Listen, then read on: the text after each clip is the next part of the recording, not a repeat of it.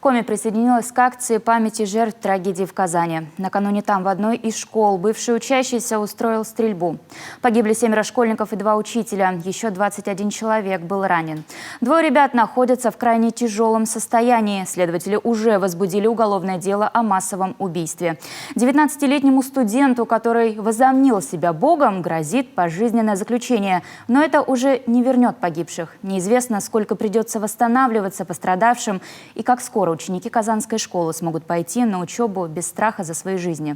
Сегодня в Республике Татарстан день траура. Коми тоже скорбит. Любовь Лапина продолжит. 12-я школа в столице Коми. Здесь единственный в городе памятник учителю. Так и называется – «Учителю с любовью». Был открыт еще 8 лет назад, и тогда никто даже подумать не мог, что к его подножию понесут цветы в память о погибших школьниках и педагогах. Учителя ценой своей жизни встали на пути у казанского убийцы и не дали ему забрать еще больше детских жизней. Моему сознанию это просто непонятно совершенно, потому что очень много лет работала с учениками своими любимыми.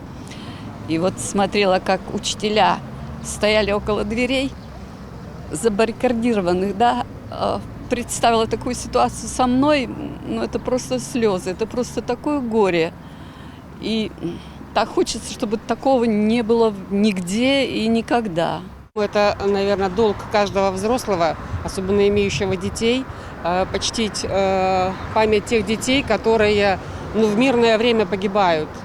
И те педагоги, которые вчера проявили такую нормальную жизненную позицию, защитить детей, это тоже стоит уважения и памяти, что достойные педагоги в наших школах работают. К подножию памятника несут цветы сегодня не только учителя, ученики, их родители. Приходят общественники, волонтеры Победы. Все в едином порыве, едва сдерживая слезы. Мы считаем важным почтить память всех, кого вчера не стало в столь страшной трагедии, потому что мы все работаем с детьми, мы все сами были детьми. У нас в наших волонтерских объединениях очень много ребят, школьников, которые сохраняют историческую память, совершают добрые дела, помогают вокруг людям. И если бы, не дай бог, это произошло где-то с людьми, с детьми, с которыми мы работаем, это страшно представить. И надеюсь, что этим знаком мы еще раз дадим понять, что дети должны жить в мире, помогать совершать добрые дела, а не погибать от страшных происшествий, которые произошло вчера в Казани.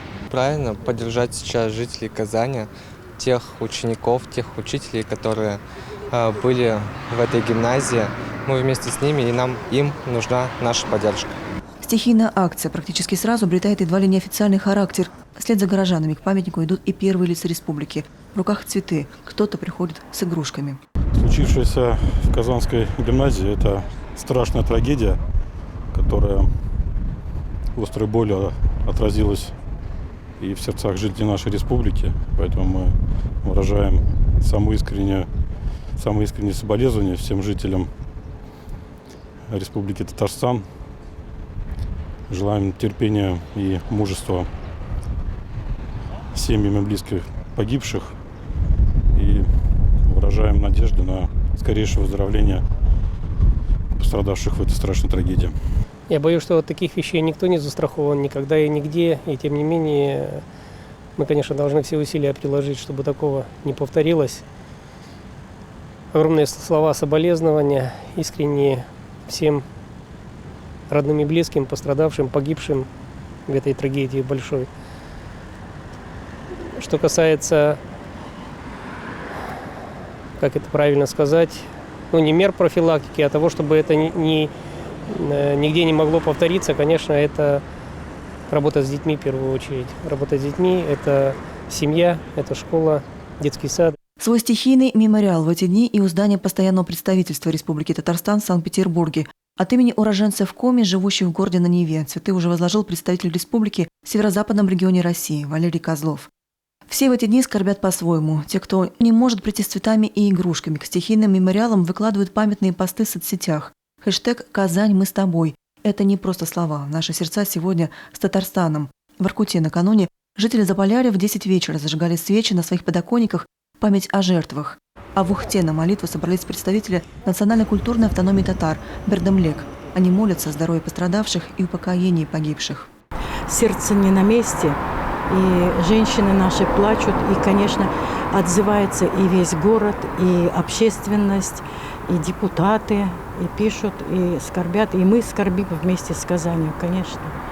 Я сегодня Всемирному конгрессу татар написала, что вот разделяем.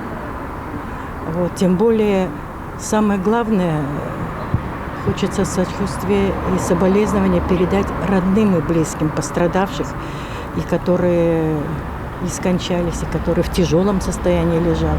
И пока мы скорбим в регионах России, как и в Коми, усилены меры безопасности в учебных заведениях. Действительно страшно представить, что такое происходит в наше мирное время. Да, у нас есть меры безопасности, и, конечно, мы дополнительно усилили контроль, и есть то, что предписано каждой образовательной организации. Но кроме вот такой физической охраны, там, видеонаблюдения, охранных каких-то предприятий, там, тревожных кнопок, оно, конечно, должно работать. Но, наверное, самое важное – это вот люди и внимание. То есть мы все взрослые, мы не должны никогда оставаться равнодушными. То есть мы должны присматриваться, прислушиваться, приглядываться к тому, что происходит с нашими детьми. Будь то школы, детские сады, дома творчества или спортивные секции. Везде дети должны быть под присмотром, а их родители спокойны за своих дочерей и сыновей. Любовь Лапина, телеканал Юрган.